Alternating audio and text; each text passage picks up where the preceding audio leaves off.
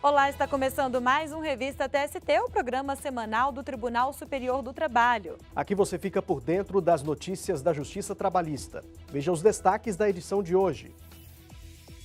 Empresa é condenada a indenizar viúva de motorista que sofreu acidente fatal. Para a terceira turma, a culpa exclusiva da vítima somente se caracteriza quando for demonstrado que o comportamento do profissional tenha sido negligente ou imprudente, o que não ocorreu no caso. Empresa pública é condenada por crime de racismo contra agente de trânsito. E ainda, reportagem especial detalha o caminho dos processos na Justiça do Trabalho. Essas e outras notícias agora no Revista TST.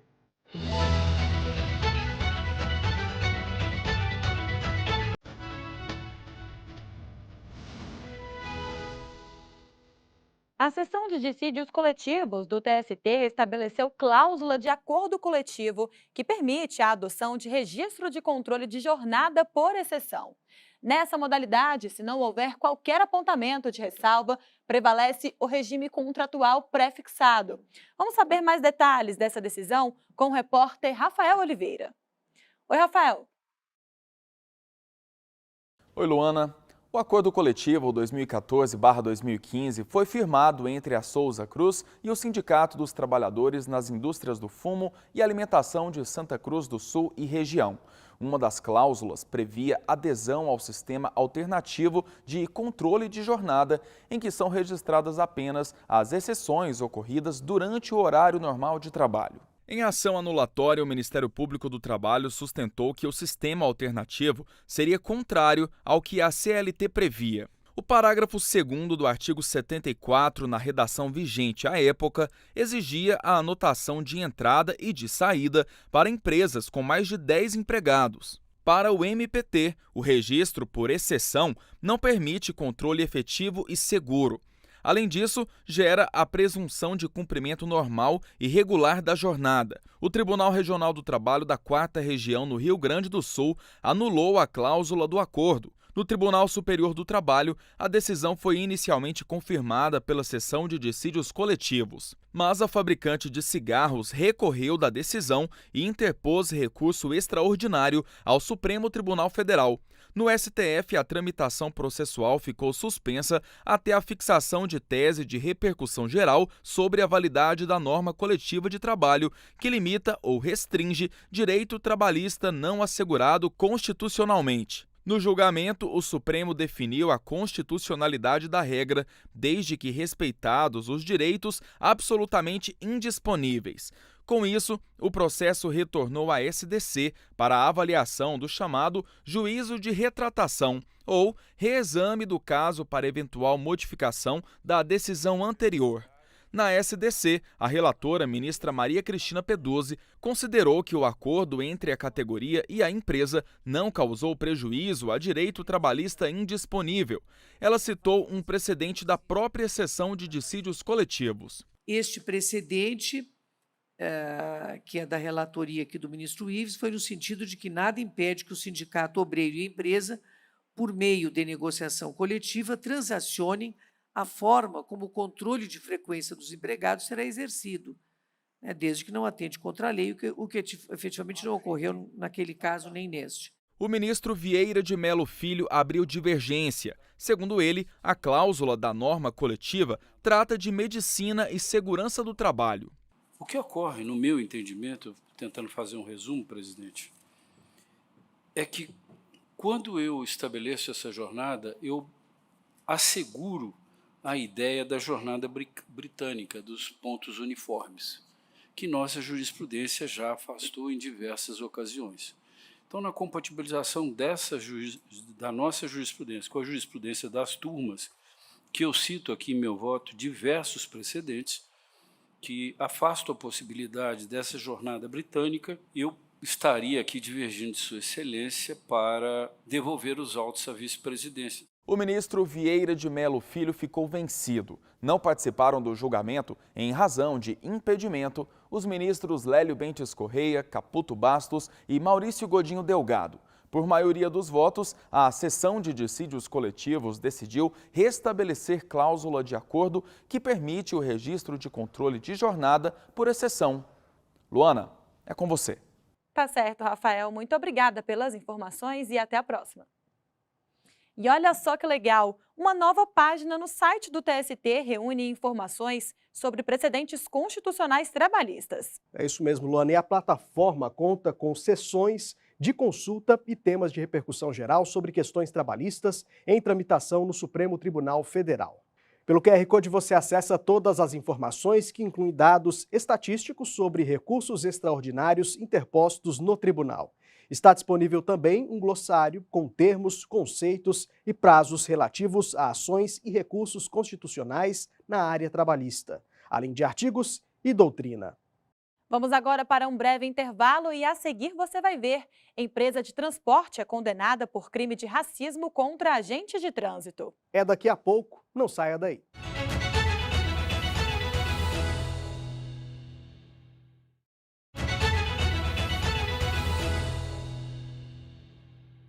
O Revista TST está de volta, chegou a hora de conferir os julgamentos de destaque das turmas do tribunal.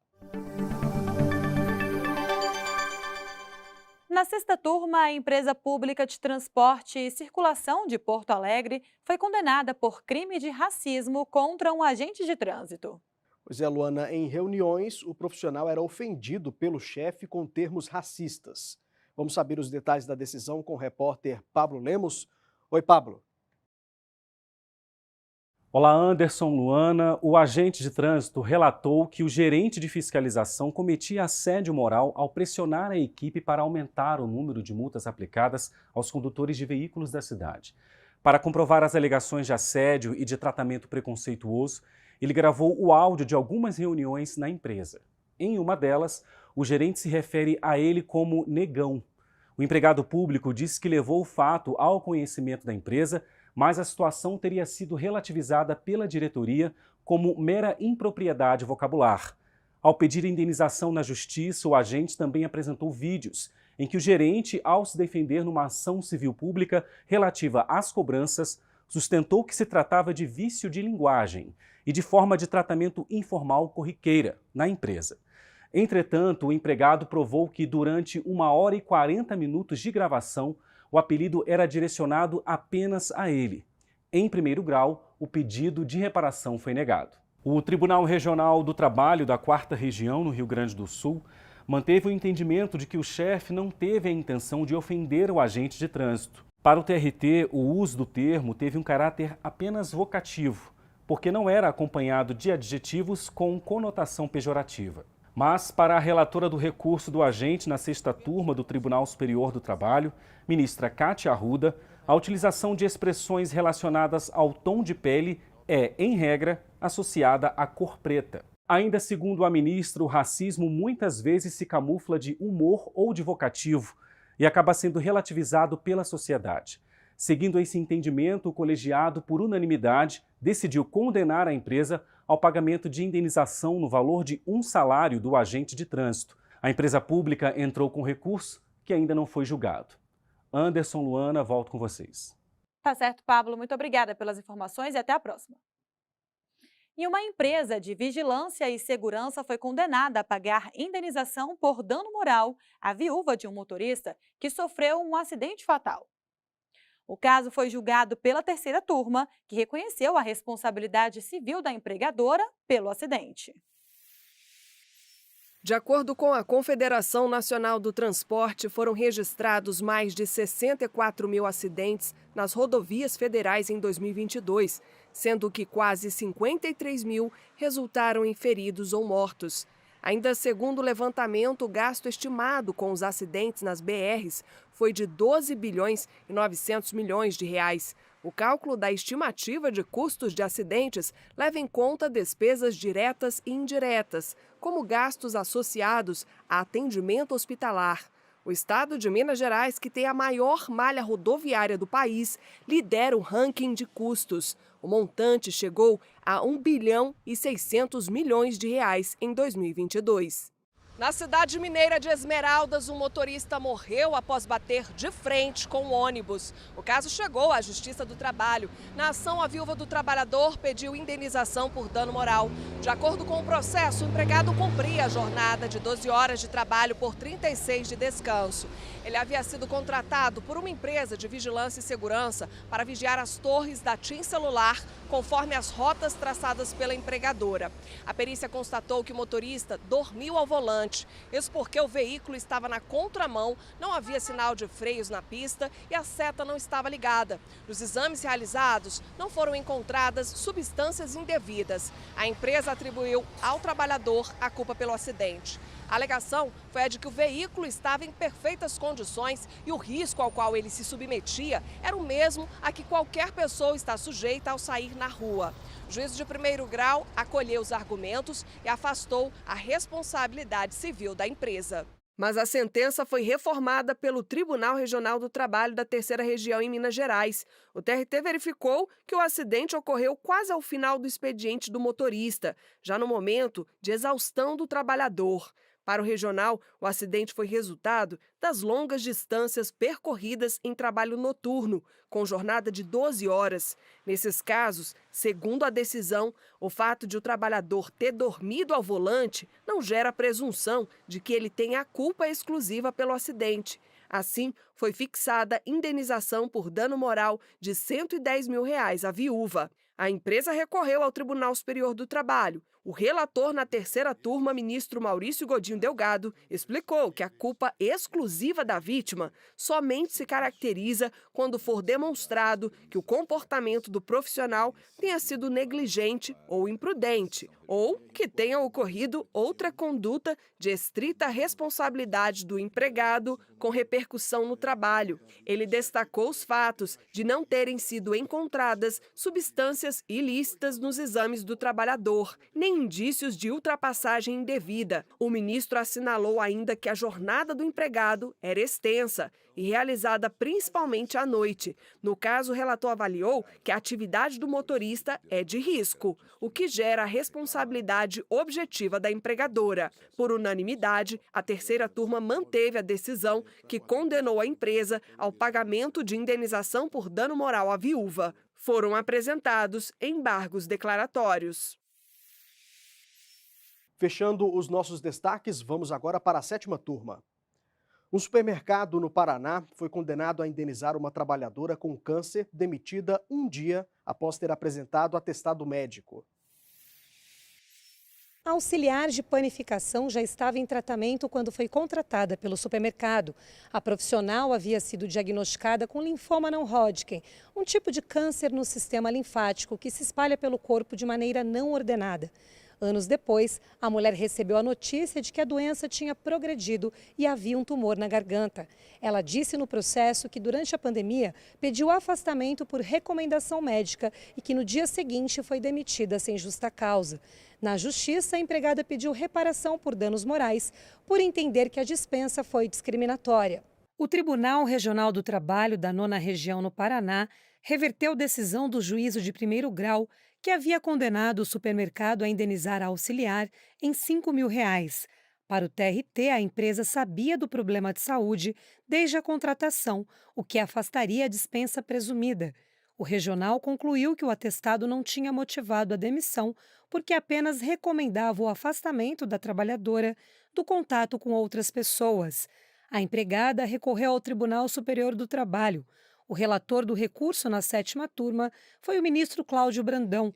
Ele explicou que a seção 1 de dissídios individuais do TST, responsável por uniformizar a jurisprudência trabalhista, concluiu que, por ser doença grave, o câncer pode causar estigma.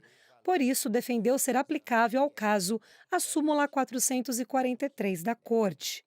De acordo com o dispositivo, em casos que suscitem estigma ou preconceito, a presunção é de que a dispensa é discriminatória, o que dá direito à reintegração no emprego. Entendi que a dispensa se presume discriminatória de empregada com diagnóstico de neoplasia maligna e também pela ausência de prova dos fatos alegados à defesa relacionados à baixa dificuldade de relacionamento, comportamento inadequado e baixa produtividade, Incide, no caso, repito, a súmula 443, razão pela qual eu conheço do recurso de revista por contrariedade à citada súmula. Por unanimidade, o colegiado restabeleceu a sentença e a auxiliar de produção deve receber indenização por dano moral.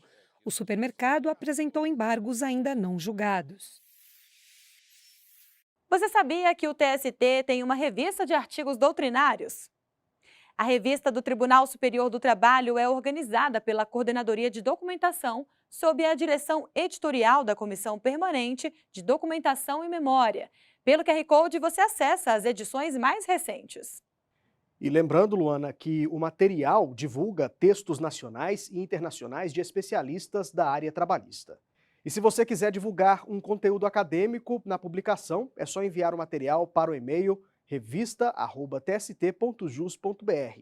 Para acessar as normas de submissão dos artigos, aponte a câmera do celular para o QR Code que aparece na tela. E no próximo bloco, você vai conhecer o caminho percorrido pelos processos na Justiça do Trabalho. A gente volta já.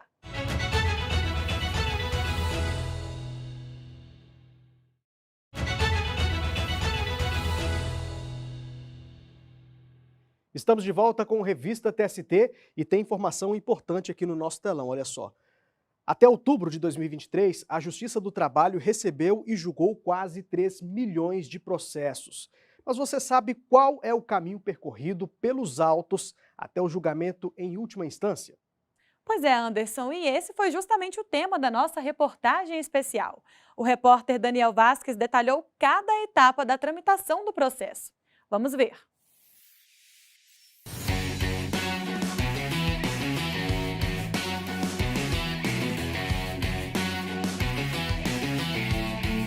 O funcionamento da Justiça do Trabalho se assemelha a uma pista de revezamento no atletismo.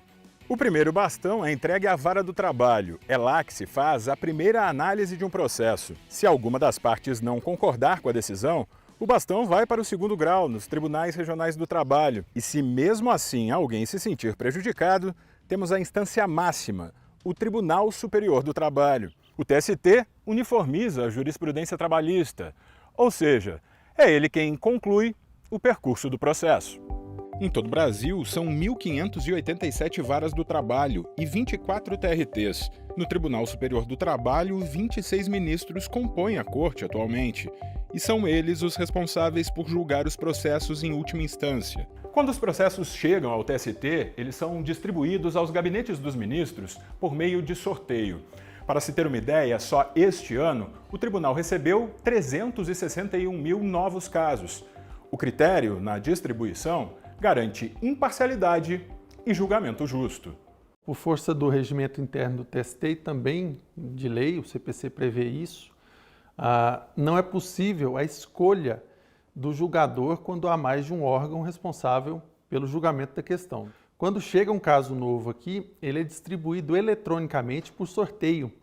Isso garante uma isonomia entre as partes, justamente por conta de não ser possível essa escolha do órgão que vai fazer o julgamento daquela questão ou do ministro relator também. Para a análise dos processos, no entanto, é preciso respeitar as prioridades previstas em lei. Por exemplo, casos em que uma das partes é uma pessoa idosa. No topo da lista vêm as pessoas com mais de 80 anos, em seguida, aquelas acima de 60 anos. Pessoas com deficiência e com doenças graves também têm preferência. Embora na corte haja processos com a tramitação preferencial, existe ainda uma gestão daqueles casos com temas já pacificados no Tribunal Superior do Trabalho, com triagem que possibilita um julgamento mais célere. Cada gabinete define a ordem de julgamento. Costumo falar que é como uma prova de concurso.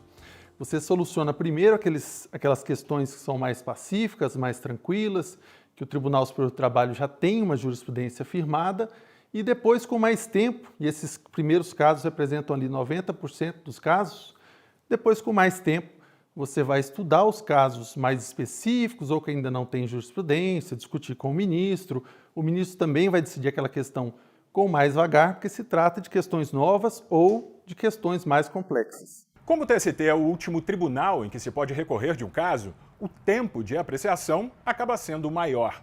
Hoje, a duração média de tramitação está em 626 dias, desde a data de chegada do processo até a data da baixa. Mas não há uma regra simples do prazo de julgamento. O julgador pode se deparar com a análise de temas que exigem debates mais complexos, que demandam mais tempo para a análise da convicção de quem julga. A missão do Tribunal Superior do Trabalho é pacificar o entendimento acerca da aplicação da legislação trabalhista no âmbito nacional.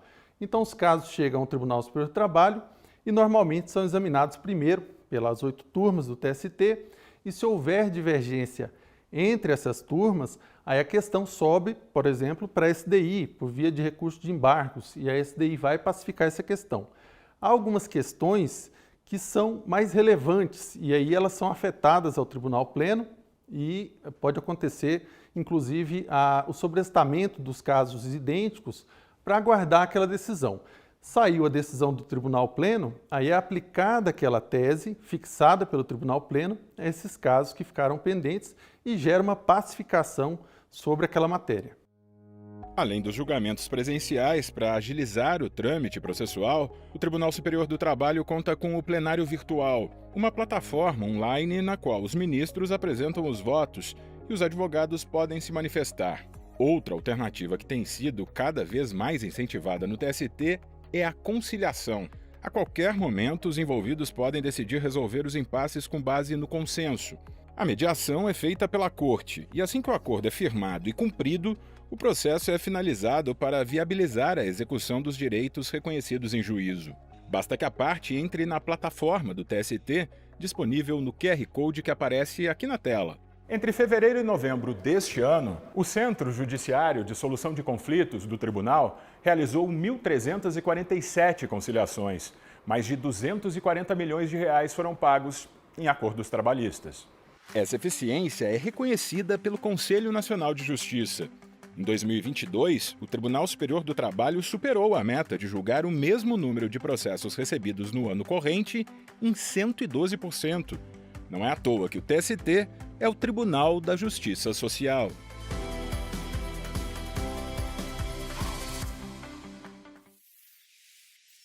E este ano, Luana, a Justiça do Trabalho completou 82 anos.